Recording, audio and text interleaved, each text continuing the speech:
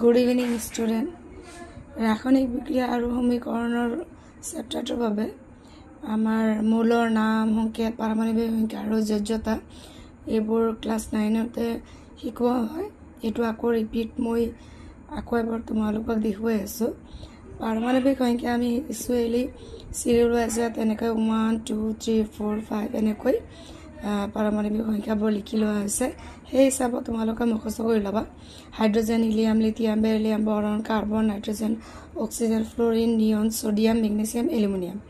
সংকেতবিলাক হাইড্ৰোজেনৰ H, হিলিয়ামৰ He, লিথিয়ামৰ Li, বেৰিলিয়ামৰ Be, boron B, carbon C, nitrogen N, oxygen O, fluorine F, neon Ne, sodium Na, magnesium Mg, এলুমিনিয়ামৰ Al।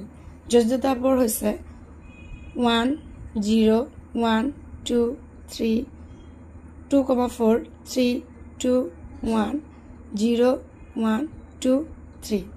তোমালোকে পাৰমাণৱিক সংখ্যা, মূলৰ নাম আৰু পাৰমাণৱিক সংখ্যা লগতে সংকেতবোৰ মুখস্থ কৰিবা। যোজ্যতাবোৰো মুখস্থ কৰিবলৈ যদি টান হয়, ইয়াৰ এটা নিয়ম আছে, কেনেকৈ প্ৰতিটো মূলৰ যোজ্যতা ওলাই মই নেক্সট ভিডিঅ'ত দিম। Thank U.